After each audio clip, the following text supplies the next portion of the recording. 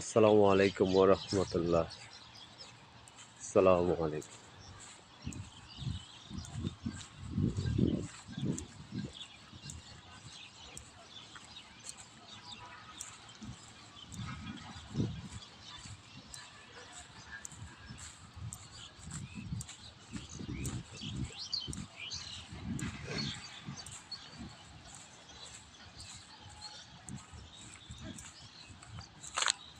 এটা হচ্ছে পবিত্র বিশ্ব ইজতেমার মাঠ। আর এখানে পুরো দমে কাজ চলছে এখন। এই যে আমার পাশে যে খুঁটিগুলো দেখছেন, খুঁটিগুলো হচ্ছে ইজতেমার মাঠের মাঝখানে। এই খুঁটিগুলো দেওয়া হচ্ছে, এর উপর দেওয়া হবে ত্রিপল। মুসল্লিরা যখন আসবে উপরে একটা করে ত্রিপল দিবে নিচে বসে থাকার জন্য। আর এই খুঁটিগুলো থেকে প্রত্যেকটা খুঁটিতে কিন্তু একটা করে নাম্বার দেওয়া থাকবে। সেই নাম্বারগুলো মেনশন করেই এই যে এটা একটা পুরাতন খুঁটি, দেখুন এখানে একটা নাম্বার আছে। যেমন এখানে আছে 2531। আপনি যদি কাউকে খুঁজতে আসেন তো তখন আপনি ওখানে দেখবেন, আহ, যদি আপনাকে বলা হয় যে কোথায় আছে, তখন বলবে যে আপনার 2531। বা এই যে এখানে আরেকটা খুঁটি, পুরাতন খুঁটি দেখতে পাচ্ছি, এখানে লেখা আছে 881। সাপোজ আমি এখানে আছি, আমাকে যদি কেউ খুঁজে না পায় তখন আমি বলবো যে খুঁটি নম্বর 881। তখন আমাকে খুঁজতে হবে 881। 881 যদি খুঁজে পায় তাহলে আমাকে পাবে। এরপর আরেকটা নাম্বার দেওয়া থাকে, সেটা হালকা নাম্বার। এটা হলো হালকা বলা হয়। এটা অনেক মোটামুটি একটু বড় করে লেখা থাকে। যেমন ধরেন বগুড়া, দিনাজপুর, রাজশাহী, খুলনা, প্রত্যেকটা বিভাগ এর একটা করে নাম লেখা থাকে। বা ওই বিভাগ ছাড়াও আহ, দেখা যায় এখানে যদি কোনো থানা, উপজেলা, জেলা যদি থাকে ওটার নাম লেখা থাকে। যেমন যদি থাকে এখানে কিশোরগঞ্জ, কিশোরগঞ্জ জেলা, তো কিশোরগঞ্জ জেলা আপনি কোন থানায়, ধরেন আপনি বাজিতপুর বা কুলিয়ারচর, তো এখানে সুন্দরভাবে লেখা থাকবে কিশোরগঞ্জ জেলা, বাজিতপুর থানা, হালকা নম্বর এত।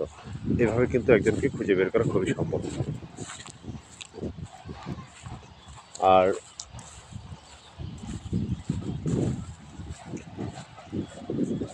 এই সাইটে অবশ্য মানে শীতের ঘন কুয়াশার কারণে তেমনটা দেখা যাচ্ছে না।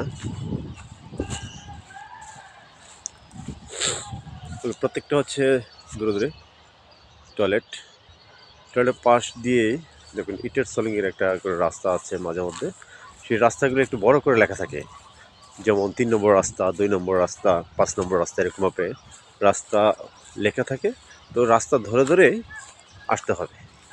ওই রাস্তাতে ঢুকলেই তখন এই খুঁটিগুলা পাশে যদি কেউ থাকে তাকে খুঁজে বের করতে পারবে খুব সহজে। আবার আরেকটা কথা, সেটা হচ্ছে মানে বেশ কয়েকটা নাম এখানে আছে। এটা হচ্ছে ক্যান্সার হসপিটাল। এখন যদি বলে যে না, আমি আসলে আমাকে পেতে হলে ক্যান্সার হসপিটালে এখানে আসতে হবে, এটা হচ্ছে পশ্চিম সাইড ক্যান্সার হাসপাতাল, আইআইটি ইউনিভার্সিটির এদিক দিয়ে আর কি। আবার যদি বলা হয় যে হামিম গ্রুপের যে গেট, ওইখানে একটা গেট আছে, ওই যে পাঁচটা, ওইটা হামিম গ্রুপের গেট।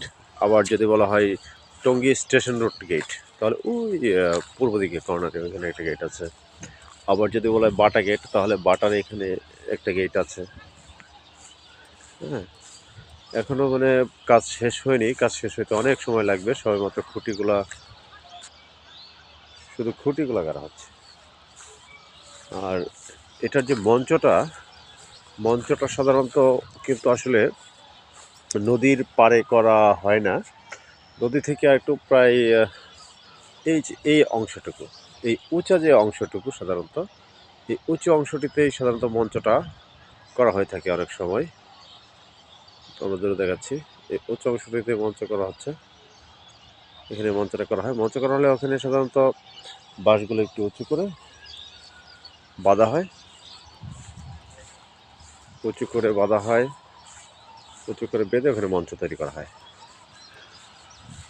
দেখুন,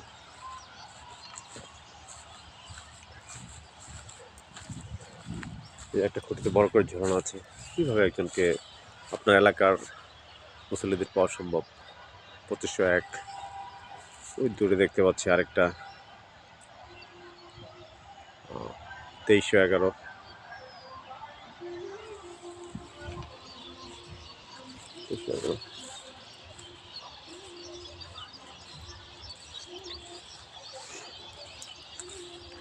দেখেন, এখনো অনেক কাজ বাকি, শুধু খুঁটিগুলো হয়েছে।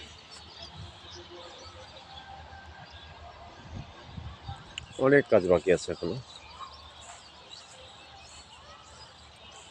আর এই কাজগুলো করতে কিন্তু বাইরে থেকে কোনো লোক এসে বা টাকার বিনিময়ে করে না। এখানে ইজতেমার মাঠের যে কাজগুলা, এগুলো সাধারণত সময়ত মুসলিয়ান যারা আছেন অনেক দূর দূরান্ত থেকে আসে, বা এলাকা পার্শ্ববর্তী যারা আছে এরা মোটামুটি 15 জন, 20 জন বা 50 জন, 60 জন মিলে বলা হয় যে চলেন আজকে আমরা ইজতেমার মাঠে কাজ করতে যাব, এই আর কি। তো ওনারা নিজেরাই বিনা পরিশ্রমে কাজগুলো করে দিয়ে যান। সবে মাত্র তো 1 তারিখ, তো মোটামুটি আরও অনেক দিন সময় লাগবে।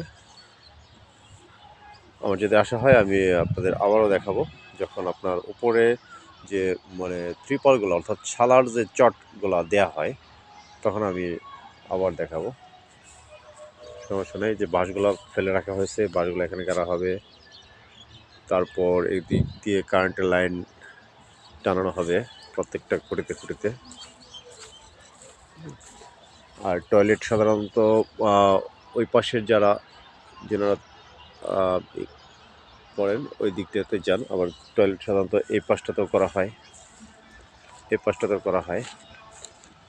এটা নদী, নদী এপারে পারাপারের জন্য এখানে আবার সেনাবাহিনীদের একটা ফোর্স, ওনারা আসেন, ওনারা এসে নদীর উপরে ওনারা রাস্তা তৈরি করে দেন।